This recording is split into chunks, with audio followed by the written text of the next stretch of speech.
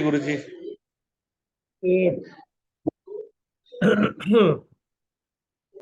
Om Vakratunda Mahakaya Suryakoti Samaprabha Nirvignam Kuru Me Deva Sarvakaryeshu Sarvada Om Shri Mahaganapataye Namaha Om Shri Gurubhyo Namaha Harihi Om Sadashiva Samarambham Shankaracharya Madhyamam Asmadacharya Paryantam Vande Guru Paramparam Asmad Gurubhyo Namaha Shruti-smriti-purāṇānaṁ ālayam karunalayam namāmi bhagavadpādam Shankaram lokashankaram Shankaram Shankaracharyam Keshavam Badharayanam Sutra-bhāshya kritau vande Bhagavantau punah punah Ishvaro gurur-ātmeti Murti-bheda-vibhagine Vyoma-vat-vyapta-dehāya Dakshina-murtaye namaha Om Shri Medha Dakshinamurti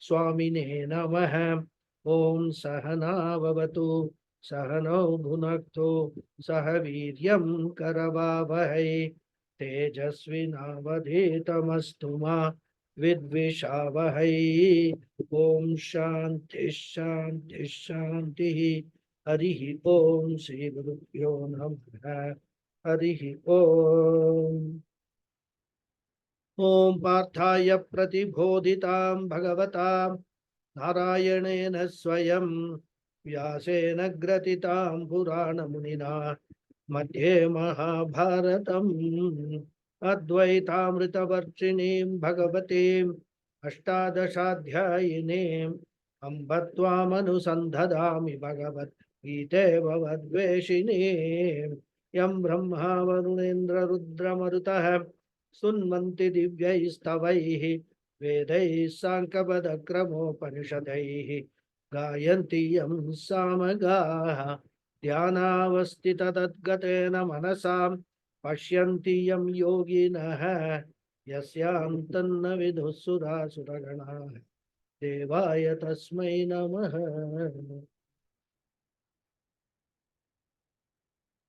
Namaste once again everyone. Namaste, Guruji. So today I intend to complete the 4th chapter. So if I take a few minutes extra, please bear with me. And next week we will do a summary of 4th chapter and then go on to the 5th chapter. Okay. Just wanted to let you know that.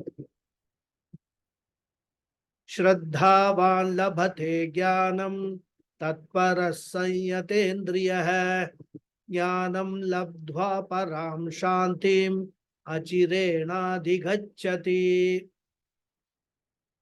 So, after completing the discourse on Jnana Phalam, Krishna now proceeds to complete the topic of Jnana Karma Sannyasa, which is the topic of this chapter.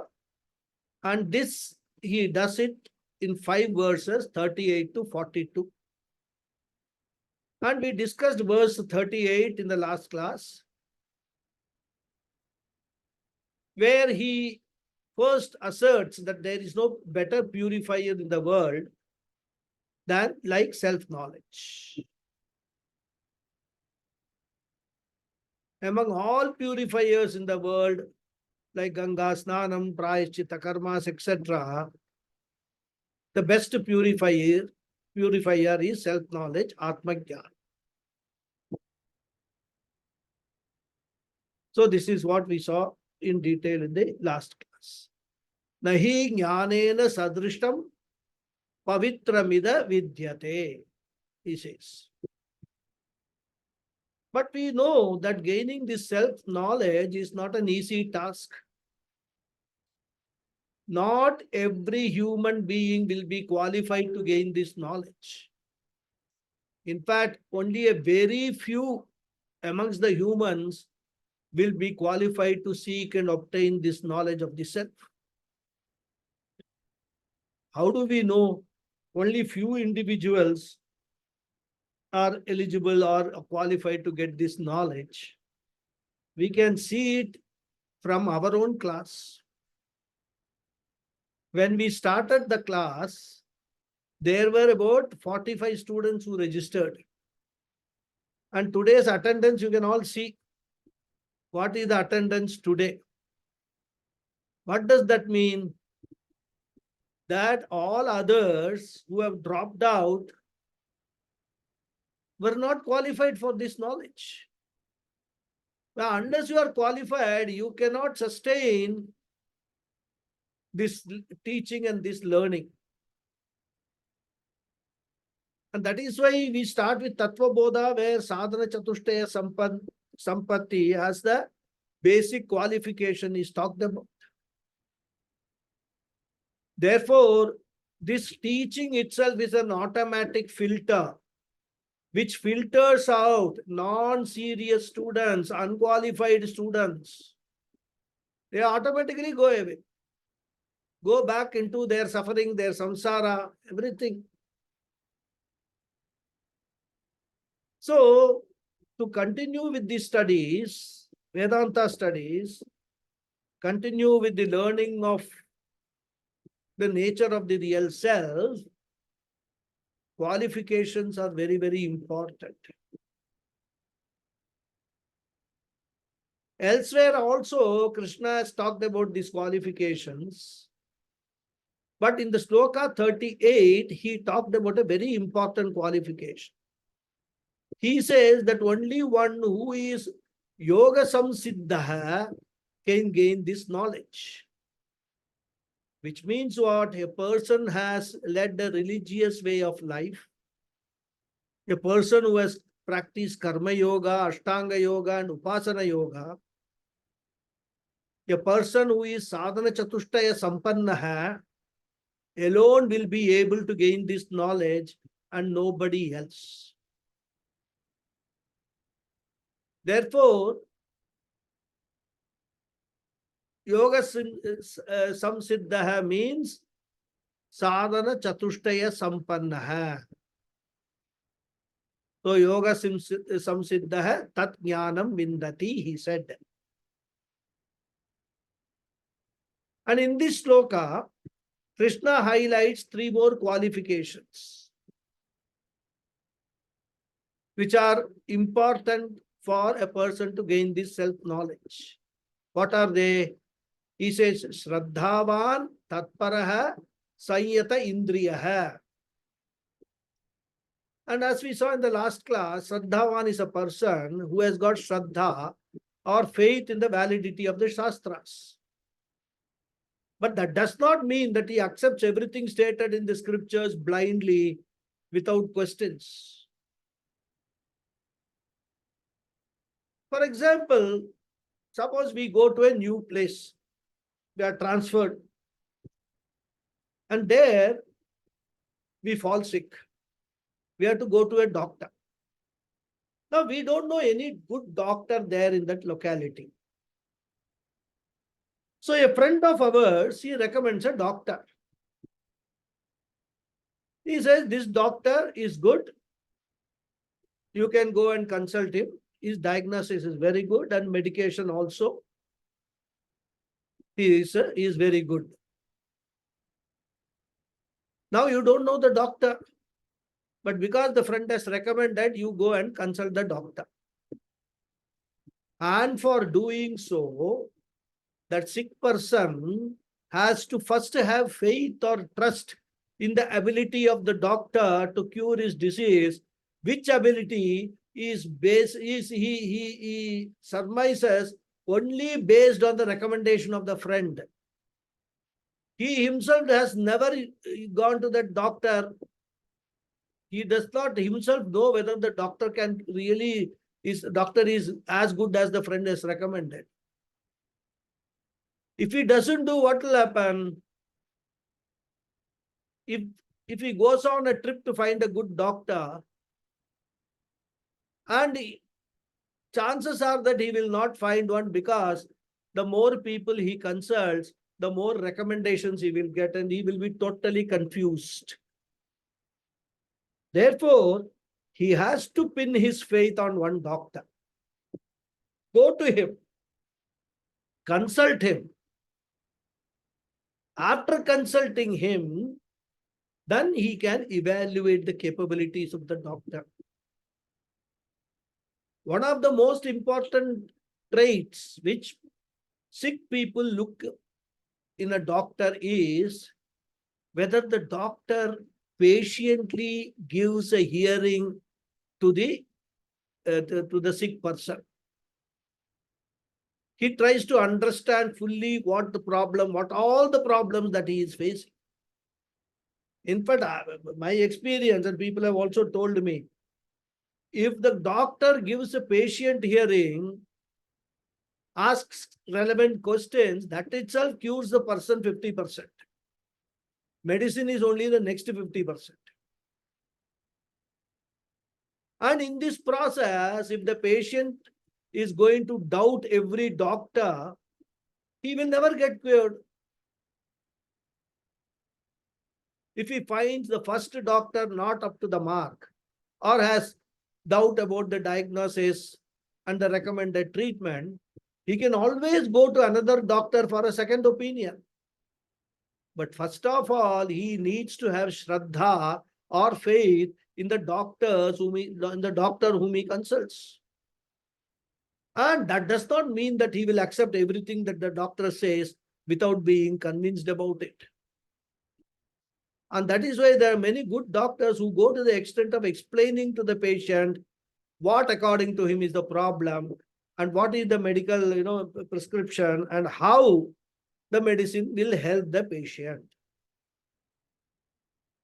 Many doctors very transparent in this process. Same is the case with Shastra. If one is not exposed to the Shastra at all in the past, but wants to take the help of scriptures for solving his samsara problem, he needs to approach the scriptures first with Shraddha. Listen to its contents with an open mind. Thereafter, if he has got doubts or questions, he can always raise them with the Guru and seek clarification. And if he is not convinced, he has got an option to either withdraw or go for some other set of scriptures. If he is not convinced about Advaita Vedanta, he can go to Visishta Advaita. Therefore, Shraddha is an important prerequisite. And therefore, he says, Shraddhavan labhate jnanam. And as we know, as we have also experienced, that Vedanta teaching is a very terse system of teaching, in which there is development of thought from one topic to another. Many people will find it boring and taxing in the initial stages. And therefore, regularity in attending the classes, concentration in listening to the talk, all these are necessary. If you miss the intermediary link, you will not get the connection at all. It's a science by itself, and therefore, a person should have focusing capacity. What was taught in the last class, what was taught 10 classes before, today this is being said, one should be able to connect all these teachings, for which one needs to focus when present in the class. So, Sanyatendriya, he needs to have regulation over his sense organs. We saw all these details in the last class. So, 3 sadhanas Krishna prescribes in these words: Shraddha, Tatparatvam, Sanyata, Indriyatvam. Faith in the validity of the scriptures, commitment, and focusing capacity. And if a person follows all these things, Jnanam Labdhva, he says he will get the most wonderful teaching from Gita or the Upanishads. He will get the knowledge. And what will it lead to?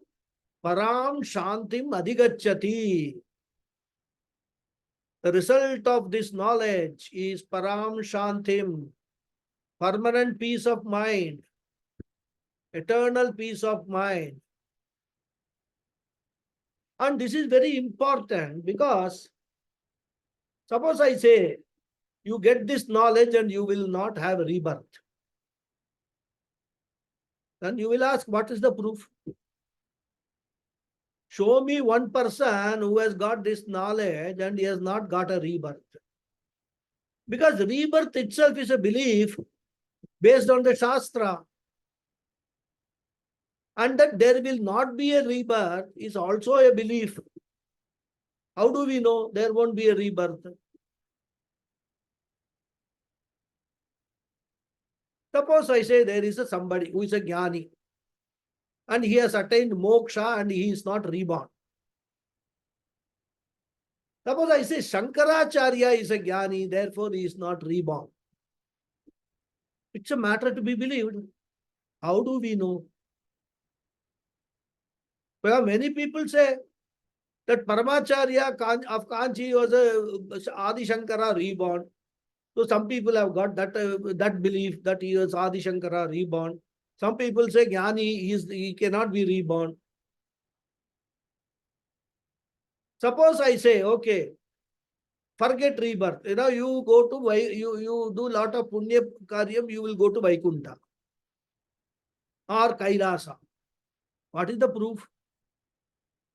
None of us have seen people going to Vaikuntha or Kailasa other than probably in some films where they will show a person has died and then some Atma kind of a thing. Something goes up Vaikuntha. Only in films, imagination is possible. So all these are matters of belief. And I can boldly give out any statement because nobody can prove me wrong. Nobody can prove me right also. Nobody can catch me. Therefore, because nobody has experienced it, I cannot be proved wrong also. So here, Krishna very intelligently does not talk about a posthumous benefit after death. You will not be reborn, you will go to Vaikuntha. All that he does not talk. He promises a benefit here and now, which you can check, which you can verify, which you can see in a jnani. He says, Gita knowledge will give you permanent peace of mind. It's a bold promise Krishna makes. Not only ordinary peace of mind, param shantim, a peace that transcends all understanding. And every jnani lives to tell this from his own personal experience. That is the beauty. That is what we call in Advaita Vedanta Jivan Mukti. Therefore, Krishna says, Param Shantim Adhigacchati. Now, okay, you accept all this. Okay, that's a belief. There is evidence for this. I can verify this and all. And ask, okay, now I go on studying. Shravanam, Mananam, Nididhyasanam I do for long period of time. How long it will take for me to reach this stage of Param Shantim? Krishna says, Achirena. Achirena means soon, in a short time. Because for the peace of mind to flow as a result of jnanam, one very important aspect we have to take care of, which could pull us back. We should take care of our old habit and old problems. We have to take care of our past orientation. We talked about it in the last class. Krishna will discuss this in detail in the 6th chapter. Because one of the most difficult things to get rid of is our habitual problems. All of us have got certain habitual problems And habitual problems will not go merely by jnanam. As the saying goes, habits die hard.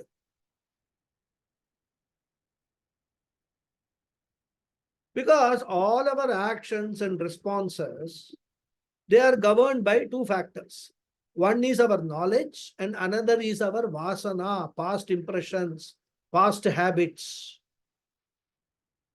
Knowledge will take care of part of the problem, which through Shravanam, Mananam we can gain. But we have to handle our vasanas, our habits also. And changing the habits, mind you, requires deliberate effort. Not only one should have the willingness to change, one should also have the will to change. It is just like, all the New Year resolutions. Many people, they resolve, okay, from this 1st of January, I will do this. I will go on morning walks. This fellow has never got up from the bed till 7 o'clock in the morning. So he now takes a resolution, resolves. I will get up at 5 o'clock and then after brushing and all that, I will go for 1 hour morning walk. Willingness expressed. First day, he gets up, goes for the morning. Second day, does it. Maybe does it for 7 days, 10 days. Then loses the will. So, even though willingness is there, the will is not there. Will is not there to change because it is very difficult to change. When you have been sleeping till 7 o'clock in the morning, it is not easy for you to get up at 5 o'clock. Well entrenched habits and not just physical actions, emotional problems like inferiority complex, poor self-image, jealousy, anger, irritation, missing something in life, they are all so entrenched that in fact, I can't handle all of them at one time. I will have to take one by one and handle it one at a time. And not only that, each problem I might have, I will have to handle them differently. Therefore, depending upon your sincerity, your time, amount of importance that you give, your willingness to change, and your willpower to change, all these things will determine how much time you will take for the benefit to flow, for the permanent peace of mind to flow. Longer the time, more time it will take. In fact, in management classes, I think mentioned about this long ago. Management classes, they give an example of how difficult it is to change old habits. Normally, everyone wears their wristwatch on the left hand, isn't it? So, at the beginning of the management session, that management guru, he will ask everyone to remove the watch from the left wrist and wear it on the right wrist. Or vice versa, if people are used to wearing it on the right wrist, he will say remove it from the right wrist and wear it on the left wrist. Change, big change from the habit. Then at the end of the session, he will ask them to check in which wrist the watch is there. Almost everyone would have, during the course of the session, unconsciously removed the watch from the wrist in which they were wearing and put it back on the wrist in which they are habituated to wear. They won't even realize that they are doing it. Wearing the watch in the other rest, which you are not habituated, is so uncomfortable that you will remove it sometime during the course of the session and put it back in the original wrist. This is called force of habit. We are uncomfortable even with a small change like this. And Vedanta, when Vedanta calls for significant changes from old habits, you can imagine how difficult it is. Therefore, old habits or past orientation, they are all big obstacles in obtaining Param Shantim. The earlier you are able to overcome this obstacle, the quicker you will get Param Shantim, supreme and permanent peace of mind. Therefore, Krishna does not want to commit because it is not in Krishna's hands. So Krishna says, Achirena, as soon as possible, as soon as you are able to overcome the past orientation, then you will get Param Shanti. Now we'll see the next sloka. Agnyascha shraddhadhanascha samshayatma vinashyati nayam lokosti na paraha asukam samshayatmanah. The Anvaya for this sloka is Agnyah cha ashraddhadhanah cha samshaya atma vinashyati. Samshayatmanah na ayam lokah asti na paralokah na cha sukham asti. All those extra words, lokah, cha, asti and all, we can supply to make the sentence complete. Agnyah cha, and the ignorant. Ashraddhanah, who has no faith, who has no shraddha. Cha samshayatma, and who has a doubting mind. Vinashyati, perishes. Samshayatmanah, for one who has a doubting mind. Na ayam lokah asti, neither this world is there, na paraha, nor the next. Na, you can add cha, sukham, and nor happiness. So, the ignorant who has no faith and who has a doubting mind perishes. For one who has a doubting mind, there is neither this world nor the next nor happiness. So he is now the contrasting with a person. Earlier he said, what are the requirements? What are the qualifications required? Now he is pointing out, what if you do not have those qualifications? What will happen? So in one way, in the previous verses, Krishna talked about the positive traits which are required, which have to be inculcated, imbibed, which have to be nourished. And in this sloka, Krishna deals with the negative traits which we have to handle. And he talks about 3 negative traits. And also, he wants to highlight which one is the worst of the 3. So, the first of the 3 negative traits is ignorance. Agnyah, he says. Nagyah, agnyah. Gyaha means knowledgeable person. Agnyah means ignorant person. It is not just ignorance of the self, but ignorance of anything.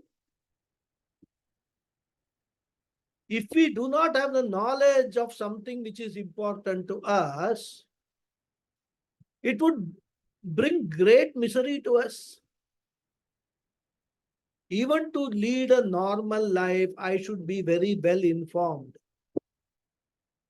Therefore, keeping yourself up to date with the goings on in the surrounding is very important from Laukika angle, from a worldly angle. One cannot say, oh, I have been taught Brahma Satyam Jagan Mithya. All this world is just appearance. There is no reality to it. So I don't care about the world. I don't care what is happening around me. This you cannot say. Of course, you need not emotionally connect to what is happening in the world. Somebody is corrupt. You sit with a group of friends and talk about corruption in India, how corruption is there in the US, or there is no corruption somewhere. All this you get into a totally emotionally driven conversation, maybe end up in a fight also and difference of opinion. That's all you need not do. But you need awareness of what is going on. It is important to know what all is happening.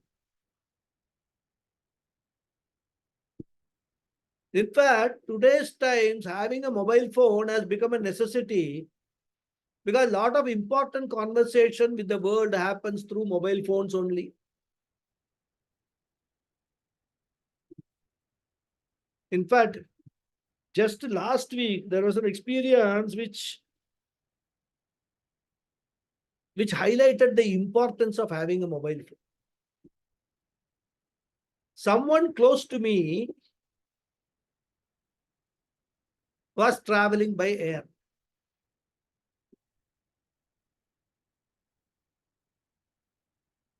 And for that person, it's an old person, does not know how to handle mobile phone and all that, but has a mobile phone, okay, but does not know how to book air tickets and things like that. And also, I helped him to book a ticket and also for checking in the flight. Now the flight is at some time and you have to leave for the airport couple of hours before to take the flight at the scheduled time. Now this person, I put him in a taxi and he was traveling alone going to the airport. And because I had booked the ticket and the mobile phone which I had given was mine, I got a message that the ticket is cancelled. Flight is cancelled. Now I was trying, this fellow had a mobile phone. I was trying him on the mobile phone, but he was not picking up the phone. I wanted to tell him, your flight is cancelled, you come back. I don't even know whether he heard the ring in the mobile phone. Luckily for me, the driver who was taking him to the airport, I had the driver's phone number. So I called the driver and told him to tell this passenger that his flight is cancelled and he should come back. Why I am giving you this example was because this is a very live example how you must be connected with the world constantly. Anything in today's world can happen at any time.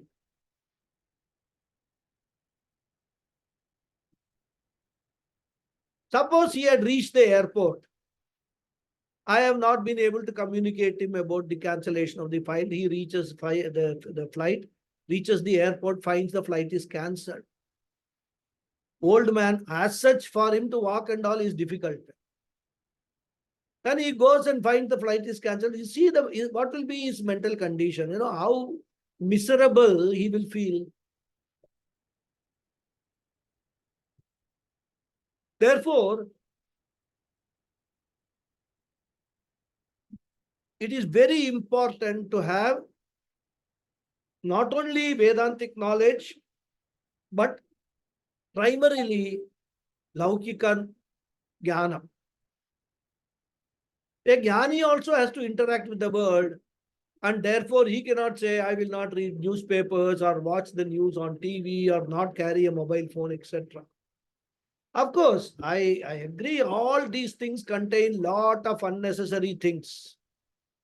But there are a lot of important information also that everybody should know.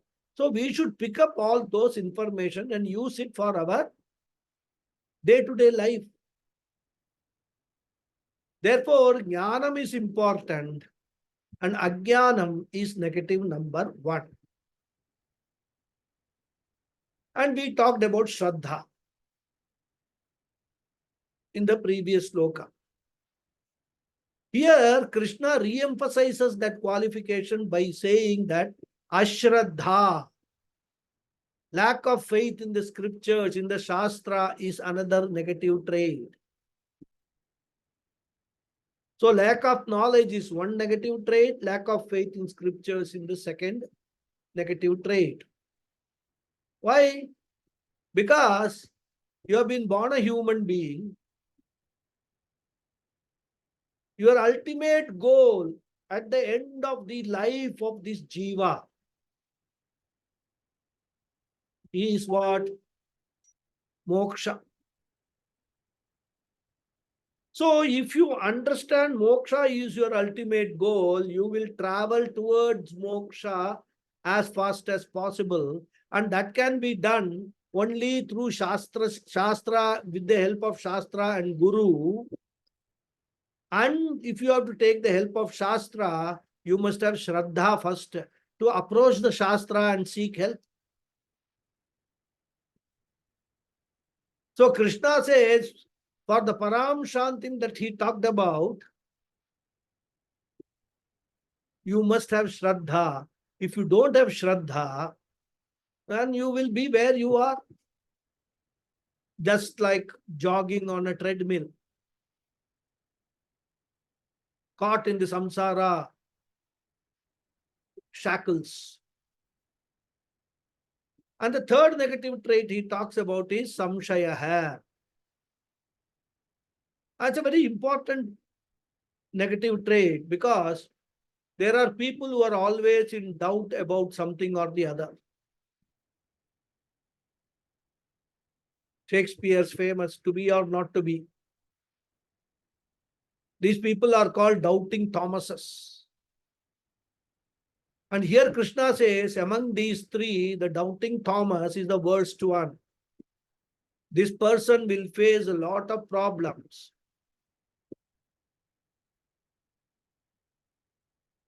For example, suppose a person is not an informed person. He is not worldly wise, but he has faith in the scriptures. Shraddha is there. Jnanam is not there. Even Laukika Jnanam is not there. And of course, he regularly offers prayers, does puja, involved in all dharmic activities, etc. So he earns a lot of punya. Now, because of lack of knowledge, due to lack of worldly wisdom, he may not get any worldly benefits. He may be having a lot of problems, like that guy in the airport, reaching the airport to find the flight is cancelled. He may face a lot of problems in the day-to-day life. He cannot derive ananda from the world. He may not be able to get ihaloka sukham. But since he has got shraddha or faith in the scriptures, and because of all his dharmic activities, even though he does not have ihaloka sukham, because of the punya he has earned, he will get paraloka sukham. But therefore, a person who is a ajnani, but who has got shraddha, he will at least get paraloka sukham, even though he will not get ihaloka sukham. He will go to swarga, etc. and all because of the punya. Now let us consider a second type of person. He does not believe in scriptures. He rubbishes all this karma, punyam, papam, swargam, narakam. These are all ambak. Some people have created all these things in order to extract money from people. He does not believe in all these things, but he is very well informed. He believes in the pleasures of this world. Therefore, he has got worldly knowledge. He is nyaha, but he does not have shraddha. Now, what will happen to him? Because he does not have shraddha, he will not get paraloka sukham. Because he has not earned any punya. He might have actually earned a lot of papa while doing all his actions. But because he is worldly wise, he is a smart guy, street smart, very well informed, he will get ihaloka sukham. He will enjoy all pleasures in this life. So the first type of person is ignorant and therefore ihaloka sukham is not there. But because of Shraddha, Paraloka Sukham is there. For the second type of person, because of lack of Shraddha, Paraloka Sukham is not there, but Ihaloka Sukham is there. And the third category, the Samshayatma, doubting Thomas, even though he has got worldly knowledge, he is not sure about anything. He will be sitting in the class and suddenly he will get a doubt whether he has locked the door of his house properly or not. And if it is a lady, she will get a doubt whether she has switched off the gas stove before she left for the class. So the mind flies away from the class. One goes to the law. In fact, he might have even pulled that lock and all that to ensure that it is locked, but still he is not sure. He has got a doubt. Mind will immediately go away to all those problems. Oh, what will happen if I had not locked that? That fellow will come and so you'll find the door is not locked. He may enter the house and steal things. So many thoughts will come in the mind. What will happen? All the joy of listening to the Bhagavad Gita will be gone. So such people cannot have Ihaloka Sukham, because in everything that person has got a doubt. What about Paraloka Sukham? When a person doubts this loka itself, how will he not doubt the scriptures, punyam, papam, etc.? He may have Shraddha, but he may be a doubtful Shraddha. He will still have lot of samshaya. Therefore, Krishna says, samshayatmanaha na ayam lokaha sukhamasti na cha paraha. What will happen to such a person? Agnyascha shraddhadhanascha samshayatma vinashyati, he says. So all these three types of persons, they who have got negative traits, and therefore, he says they will all perish in life. Perish in life means what? They will continue to be in problem till they reach the final stage of moksha. But amongst the three, he says the worst is samshayatmanaha, for whom ayam lokaha nasti, he cannot enjoy this world, na paralokaha, he does not have the paraloka sukham also. What about moksha? When these two are not available, how can there be moksha? So, na lokaha sukham, there is not even moksha sukham, nothing is possible. And therefore, the worst enemy is samshaya. Because in life, we require some basic trust. Even though the people whom we can trust is coming, down constantly. But trust is very important in life. Trust with regard to the family members, trust with regard to our office subordinates, colleagues, trust with regard to our neighbors, etc. Very, very important. Because you have to give responsibilities. Delegation is involved. And if you do not have trust, what will happen? You will end up doing every job if you don't trust the person to whom you have entrusted the job. Delegation of work and getting the job done from the subordinates is a management skill which many people lack. We have seen, some people, they will engage some workers to do a job, but will constantly run behind them to ensure that they do their job properly. I don't mean to say that supervision is not necessary, but that does not mean that you have to watch every movement of the worker. Pujya Swamiji used to give an example. He says there is this lady who appoints a cook. And being not sure whether the cook will do her job properly, She will be present in the kitchen and keep instructing the cook each step. In fact, eventually she will end up doing almost all the cooking herself. So why appoint a cook? You could have as well done everything yourself. All these are traits, symptoms of lack of faith. Suppose you appoint a driver and you sit behind in the car, and sitting behind, drive the driver. Backseat driving you do. Ask him to honk, go slow, apply brakes, turn left, turn right. If you can do backseat driving, come to the front seat, you do the driving yourself, Otherwise, you have appointed a driver, you have done all the due diligence process you have done. Have faith in him, have trust in him. He knows how to drive. He will take you where you want to go. Otherwise, he will ask you. There are women who cannot trust their husband, and there are men who cannot trust their wife, trust their children, trust their subordinates. But in day-to-day life, trusting others is unavoidable. Of course, trusting involves a certain amount of risk. But in day-to-day transactions, we have to take that risk. If you refuse to trust, life will become a hell.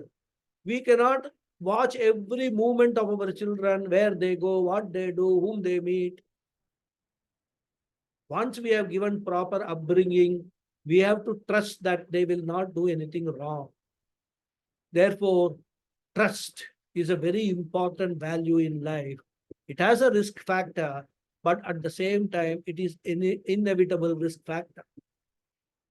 And it is required in the case of Vedanta also. How will you know whether Vedanta will give you benefit or not? You have no way to know. So you come to attend the class, stay with the teaching for a reasonable period of time and see whether there is any benefit. And if you do not find any benefit, you will yourself withdraw without the Guru advising you to do so. In some cases, the Guru himself will advise the person to withdraw. But for all this, initially, you need to start with the premise that Vedanta will benefit you. If you come to Vedanta doubting its benefit, then you will be only wasting your time. So, na sukham samshayatmanaha. We'll see the next sloka now. Yoga sanyasta karmanam jnana sanchinna samshayam atmavantam na karmani nibadnanti dhananjaya.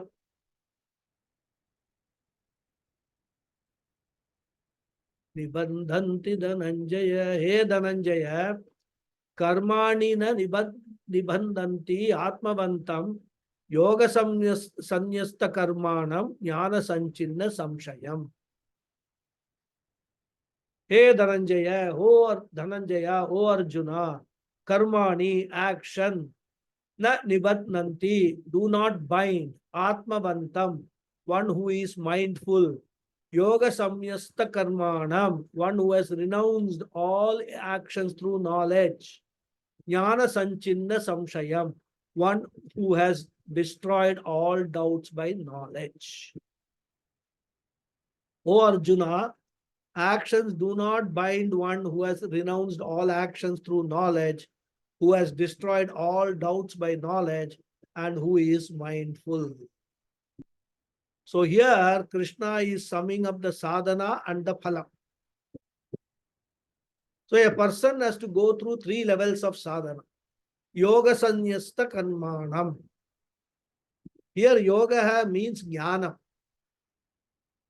not karma yoga. And what is that jnanam? That jnanam is aham atma, I am atma, which is akarta, akartru atma. That is the jnana. It is not that I have become akarta after gaining the knowledge. The knowledge is, I have always been an akarta, but because of my ignorance, I have all along taken myself to be a karta. All along, my understanding was that all actions have been done by me,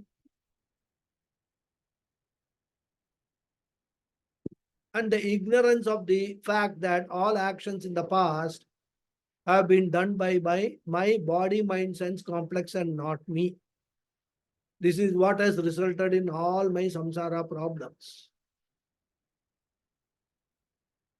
Therefore, since my body, mind, sense complex has done all the actions, the results of those actions in the form of punya, papa also have accrued to my body, mind, sense complex and not to me.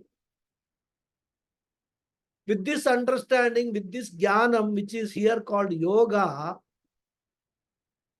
and by this yoga, a person gets detached from all actions. He allows his body, mind, sense complex to function in the world, but he does not have over attachment or identification. And therefore, he has renounced the karma identification. He has realized what his true self is, aham akarta abhokta, and this he has gained through knowledge. This is the first stage. Then he says, jnana sanchinna samshayam.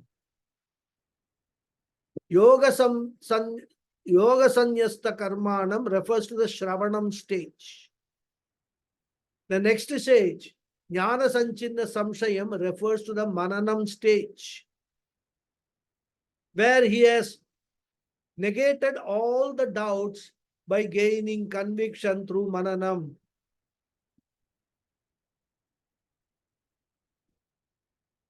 The Jnanam which he has gained should be doubtless Jnanam. I should be convinced. I need not convince any other person. That is not relevant. Moreover, I cannot convince others also, because there are so many people who do not want to be convinced. Therefore, what is important is that I should be convinced of the knowledge. As I keep repeating, spiritual journey is an individual journey. If others want to travel with you, it is their choice. You have no obligation to take all others along with you in the spiritual journey. You should be bothered, you should be worried, you should be working on only your journey. So I should just ask my mind, are you convinced of this knowledge? And I should do Shravanam Mananam until I am convinced. Therefore, this is the second stage. He has reached conviction. He has removed all doubts through Mananam and reached this conviction. And the third stage is Atmavantam. And this is the Nididhyasanam stage. And in which a person is alert to avoid forgetfulness of this teaching. He is awareful of his past orientation, which he has deliberately tried to change through Nididhyasanam. He is very cautious that I must not go back to the past stage.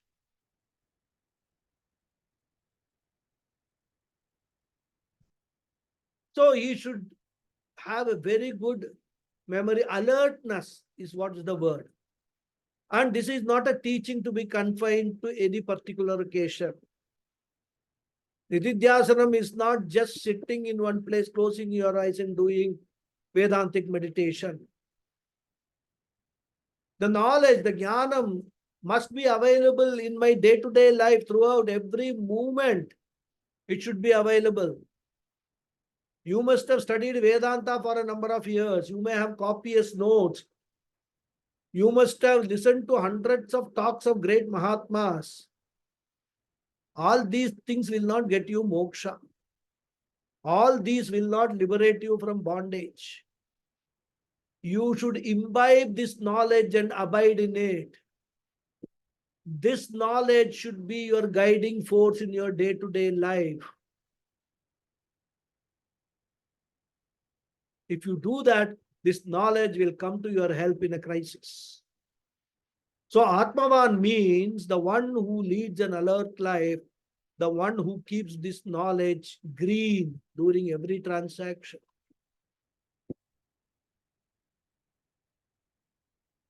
Apramatta hai, one should be apramatta hai.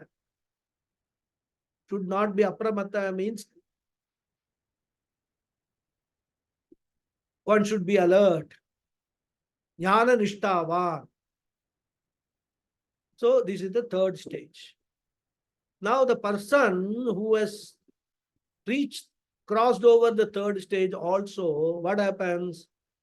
He says, karmani na nibandhanti. Actions do not bind him.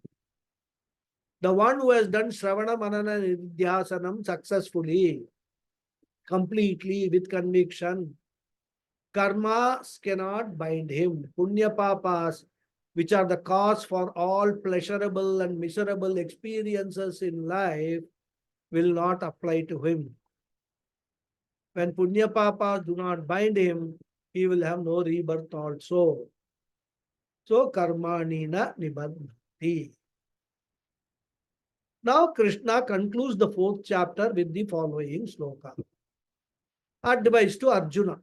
Having heard all this, now Arjuna, what I expect you to do? He says, Tasmat ajnana sambhutam kritstam jnanasinatmanah chitvainam samshayam yogam atishtottishta bharata. He Bharata, tasmat enam atmanah samshayam hritsam ajnana sambhutam jnana asina chitva uttishta yogam atishta. He Bharata, O Arjuna, tasma, therefore, jnana asina chitva, having destroyed with the sword of knowledge, enam atmanah samshayam, this doubt about the self, kritstam, which is in your mind, ajnana sambudham, and which is born out of ignorance, uttishta, get up, yoga matishta, and take to karma yoga. O Arjuna, therefore, having destroyed with the sword of knowledge this doubt about the self, which is in your mind and which is born out of ignorance, get up and take to karma yoga. So as I said, this is the direct advice given to Arjuna. He says, Arjuna, you also get rid of the doubt, which is your worst enemy. I have given you two valid reasons. Follow karma yoga, purify the mind. Then follow jnana yoga, enlighten your mind and be free. This is the basic teaching of the entire Gita. Karma yoga followed by jnana yoga is the moksha package. So having clearly grasped this teaching, may you destroy the doubt in your mind which has arisen because of ignorance of your real self. Now here we must recall the whole background to the Gita teaching. Arjuna in the first chapter, who was in the grip of delusion born out of attachment, he wanted to run away from the battlefield and avoid this war. Then in the second chapter, Krishna gave him a small dose of jnanam and glorified it. And when Arjuna heard that, then he had another idea. He wanted to give up karma and he wanted to go to jnana yoga without going through karma yoga. And in the third chapter beginning, Arjuna asked Krishna to state in clear terms which he should follow, jnana yoga or karma yoga. Krishna then realized that Arjuna has not gained much after teaching in the second chapter, and there are a lot of doubts still lingering in Arjuna's minds. He therefore felt that he needs to go into further details before advising Arjuna to first take karma yoga. Because if Krishna would have told Arjuna to take to karma yoga in the beginning of the third chapter itself, Arjuna would have heeded his advice because he has accepted Krishna is already accepted Krishna as his guru. But Arjuna would have been no wiser, and all with him we also would have been no wiser. It would have been a blind following, blind acceptance. So Krishna felt that not only Arjuna should first take up karma yoga, but he should also be convinced about the reason. And that is why he goes into elaborate teaching. And this is the beauty of our culture. If Bhagavad Gita was written in any other religion, Krishna would have preached Arjuna to take karma yoga in the third, let us say, beginning of the third chapter, and fight the war. Arjuna would have obeyed without understanding the reason, and Gita probably would have come to end in the second chapter itself, or at least in the beginning of third chapter. This is the difference between our culture and other cultures, our religion and other religions. Therefore, after having elaborately discussed all topics related to Jnana Yoga, in the end, what is Krishna doing? He is emphasizing the importance of taking to Karma Yoga before taking to Jnana Yoga. And therefore, this advice at the end to first to Karma Yoga and then alone to Jnana Yoga. Because in order to be convinced, one can practice Karma Yoga effectively only if one knows what is the ultimate goal, which is revealed by Jnana Yoga. Therefore, he says, Tasmat, therefore, Jnana Asina, by the sword of understanding. Asi means sword. Yena Atmanah Dristam Shamshayam Chitva. Having destroyed the doubt in your mind regarding Karma Yoga and Jnana Yoga sadhanas, all doubts which are Ajnana Sambhudam, product of ignorance, born out of ignorance. And that is why any doubt can only go through proper knowledge. Arjuna's doubt was to fight or not to fight, to be a grihastha or a sannyasi, to take to Karma Yoga or Jnana Yoga. You remove all these doubts with knowledge. And you have to remove your doubt, because Hritstam, the doubt in your mind, has to be removed by you only. A guru cannot do anything with regard to Shishya's mind. Guru can teach, advise, Guru can assist, but the actual destruction should be done by the Shishya only. As they say, you can take the horse to the pond, but you cannot make it drink the water. So a guru can give you supporting logic, scriptural quotation, experiential backing. Guru can only do the supporting part, but Shishya has to apply his intellect and remove his own doubts. Therefore, Hritsam denotes that you have to clean your doubting mind. Guru says, I can only assist you, but cleaning has to be done by you. Therefore, Hritstam Samshayam Chitva. And what you should do, Yoga Matishta, you may take to Karma Yoga, which is appropriate path for you for the time being. You are not fit for sannyasa now. Either postpone it or do not consider it at all. But as of now, you are not fit for sannyasa. Therefore, be a grihastha, do your duty, even though it's a bitter duty, an unpleasant duty of killing your own kith and kin. You cannot avoid that.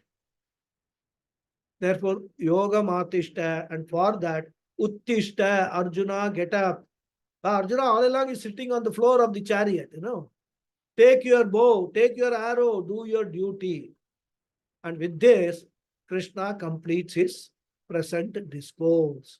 Om Tat Sad iti Srimad Bhagavad Gita Upanishatsu Brahma Vidyayam Yoga Shastre Sri Krishna Arjuna Samvade Jnana Karma Sannyasa Yogo Nama Chaturthodhyaya. Harihi Om. Om Purnamada Purnamidam Purnat Purnamudachyate Purnasya Purnamadhaya Purnameva Vasishyate Om Shanti Shanti Shanti. Harihi Om Shri Gurubhyo Namaha. Harihi Om. Thank you all very much. ಧನ್ಯವಾದ ಗುರುಜಿ. ಹರಿ ಓಂ. Hari Om. Thank you, Guruji. Hari Om. Thank you, Guruji. Hari Om. Thank you very much, Guruji. Namaskaram. Namaskaram. Thank you. Any questions? Hari Om.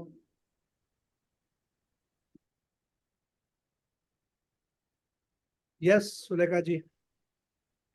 Thank you, Guruji, for today's talk. It seems as though we are getting a step-by-step syllabus almost to the moksha package, as you mentioned. My question is regarding both the path of karma yoga and, as you mentioned, the marga, the path of jnanam yoga. And I think you have mentioned this before, but for clarification, can we be on both paths at the same time? Because the jnanam can, how can the jnanam path be, walked upon when the mind or the chitta shuddhi has not yet been completed? Can that both be done at the same time? See, there is nothing called completion. Completion you can understand or realize only when you have got this, what he talked about, param shantim, there is total peace of mind. You are not bothered about anything, right? That is the completion. Now, your question is whether karma yoga, jnana yoga can be pursued simultaneously. Yes, they can be. Because Shravanam, Mananam can keep on going when you are practicing karma yoga. Shravanam, Mananam alone does not complete jnana yoga, that requires nididhyasana. When nididhyasanam is complete, when will you know nididhyasanam is complete? You are confident that you have done away with all your past way of thinking, past orientation.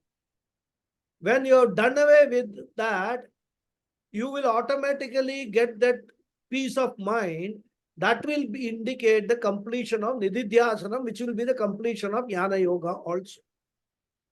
So as even you do karma yoga, because karma yoga also will help in this process. It is not that you do complete karma yoga, okay, my high school is over, now I will get into the college. It is not like that. So as even you do karma yoga, you will find that many of these past beliefs, past habits, all that will slowly fall away. And one of the important things, as I have talked on one of the earlier talks also, one of the indicators is, are you able to move away from Ekarupa Bhakti to Vishwarupa Bhakti? If you are able to do that, then not going to a particular temple on a particular day will not evoke a guilt in you. Because you would have started realizing that when I am talking about Ishvara, it is not only in temple. Of course, it is there in the temple, but I can see Ishvara everywhere. So if somebody say, oh, you are not going to the temple, you are doing Papa Karma and all that, there is no Papa Karma. I don't need to go to the temple to Ishvara, see the Ishvara in that idol. I am seeing Ishvara in everything.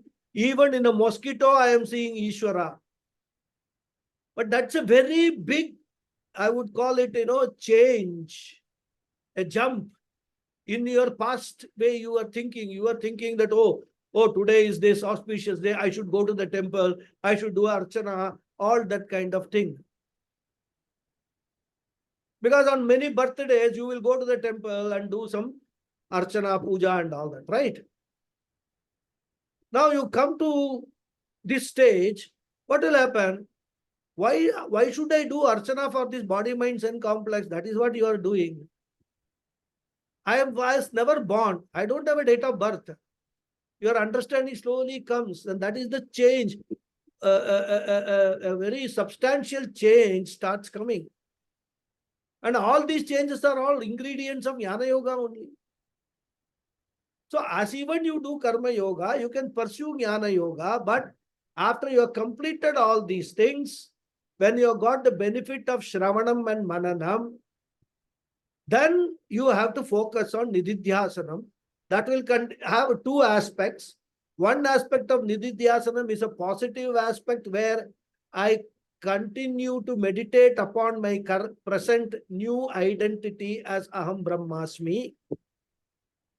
And the other trait that I get rid of my past orientation. I am not the body, mind, sense complex. Shivoham, Shivoham. So you meditate on that on that concept that I am not this, I am not the mind, I am not the body, but what I am the Atma, I am Brahman. So that is the Nididhyasanam stage. So to answer your question, yes, both can be simultaneously pursued, but you will reach the goal only after you have successfully completed the Nididhyasanam stage. That okay?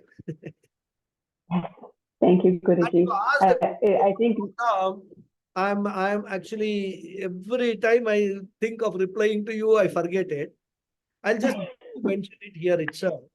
See, Maunam is very good to practice because Maunam also gives a lot of peace of mind, temporary peace of mind. It helps you to disengage yourself slowly from the worldly affairs. Right? But Maunam is not just Maunam at the mouth level, that you don't speak to anybody. Maunam has to be at the thought level. You are able to success because thought is what leads to all actions, all speeches, right? Now, if you only refrain from speaking to people for a day, but in your mind, lot of conflicting thoughts, oh, I have to do this, I have to do that, and all, then you will not get the benefit of Maunam. Maunam benefit should go to the mind, keeping the mind calm, keeping the mind.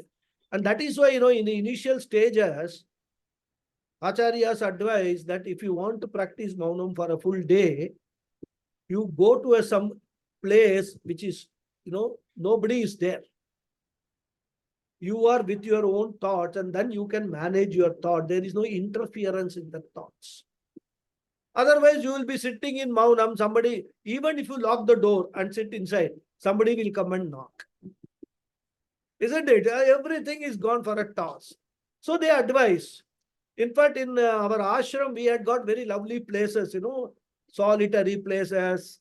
There's a rock there or some tree there. Go there, sit down. Nobody will come and disturb you. Observe Maunam.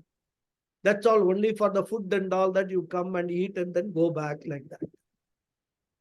And many students, what they used to do in order to discourage others from disturbing them, they used to put this thing here. I am observing Maunam. So please do not disturb me. Like that, they will put one, what they call a label here. So others will know that, this person is observing Maunam. So I should not talk to him or ask him any question. So Maunam, it should be complete Maunam. Oh, Maunam, I will not talk to anybody, but I'll attend to my cell phone. I will look at my laptop, all these things. It will not be Maunam. It will be only Maunam in Vachyartha, not Lakshyartha. So that is the answer for that. If you want to practice, it's very good practice. In fact, it will give you a lot of benefits, especially when you are practicing Karma Yoga. One of the sadhanas is Maunam. So you can practice, withdraw yourself from the world. Initially, one day at a time, say 1 day in a month you practice, right? Then as you increase, you can increase the frequency of Maunam also. You can do that. So Mahatmas and all, 4 or 5 days, they observe Maunam. No problem. Okay. Thank you, Guruji. That is a wonderful response. I appreciate it so much. And I had that thought to ask you. As I said in my query, the thought came to me. It was not like, I shouldn't have said I had that thought. This thought came, and as a shishya, I wanted to get the guidance and the clarification that this is also something that is not egoistic. It's not about controlling the vocal cords, as you had mentioned. It's something that is deeper than that, in the sense that the inputs stop at the gate, so to speak, and they don't enter, and the energy of responding or regularly or frequently to anything that comes to the gate is stopped, so that focus is then redirected towards, as you had mentioned, Shravanam, Mananam. The Nididhyasana stage is one that I aspire to, or even again, the aspiration sometimes I notice is not coming from me. It's these thoughts sometimes come maybe as through the conversations or through the talk, something comes up, and then it percolates inside, and then it comes up as a query again. That's why many of my queries only come after the class. If I can say that sometimes during the class, everything seems, I don't want to say clear, but everything seems as it should. And then after the class, there may be a question or two that is sometimes related to the class, but also sometimes related to these type of questions like Maunam. So I thank you very much, Guruji. You're always free to ask any questions, no problem. To the best of I appreciate that. I will answer it, Algavini. I appreciate that. Thank you, Guruji. Hari Om. Thank you. Any other questions? So can we close the session? Yes, so thank you very much all. See you next. Hari Om. Hari Om. Thank you. Oh, thank you. Thank you.